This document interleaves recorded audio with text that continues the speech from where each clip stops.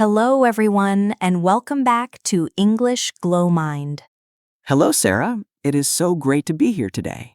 David, I am really excited about today's topic because I think so many of our viewers need this one.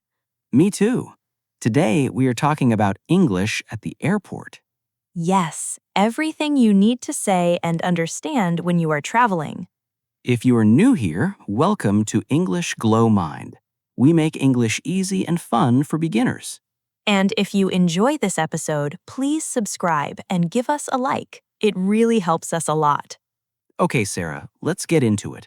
Why do you think the airport is so hard for English learners? Oh, I think because everything happens so fast. There are announcements, signs, and people talking quickly. Exactly. And if you do not know the right words, it can feel very stressful. You might miss your flight or go to the wrong place. But today, we will make it easy. We will give you the exact phrases you need, step by step. Perfect. Let's start from the very beginning. You arrive at the airport. What is the first thing you do? The first thing is check-in. You go to the airline counter and you say, "I'd like to check in for my flight." Let's say that again. I'd like to check in for my flight. The person at the counter will ask for your passport or your booking confirmation. So you can say, "Here is my passport," or "Here is my booking." Simple and clear. The staff are used to helping travelers, so they will be patient with you. That is good to know. Okay, now what about luggage? I always have questions about my bags. Yes, luggage is very important. The word luggage means your bags and suitcases. And you might want to ask, how many bags can I bring? Or, what is the baggage allowance? That means how heavy your bag can be. Oh, I learned that the hard way once. My bag was too heavy and I had to pay extra money at the airport. Oh no, that is a very common problem. Very embarrassing, too. So it is really good to know that phrase. What is the baggage allowance? If your bag is too heavy, the staff might say, "Your bag is over the limit." That means it's too heavy. And you might have to pay a fee. A fee means extra money. So, remember, always check your baggage allowance before you travel. Great advice. Okay, so after check-in, what happens next? Next is security. This is where they check your bags and your body for dangerous items. Right. At security, you might hear, "Please remove your shoes," or "Please take out your laptop." And the staff might say, "Put everything in the tray." A tray is a flat container, like a small box. So you just follow their instructions. You don't need to say very much at security. That's right. But if you don't understand, you can always ask, "Sorry, could you repeat that, please?" That is such a useful phrase for any situation. Could you repeat that, please? Exactly. Never be afraid to ask to someone to repeat. It is very normal and polite. Okay, David, now I have a question. What about passport control? That one makes a lot of people nervous. Yes, it can feel scary, but the questions are usually very simple. Like what? The officer might ask, "What is the purpose of your visit?" That means, why are you traveling? And you can answer, "I'm here for a holiday," or "I'm here for business."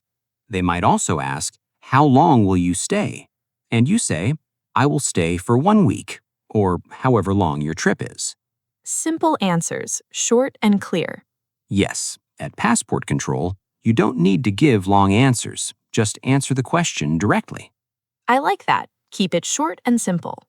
Exactly. Okay, after passport control, you go to the departure area. This is where you wait for your flight. And this is where you need to find your gate.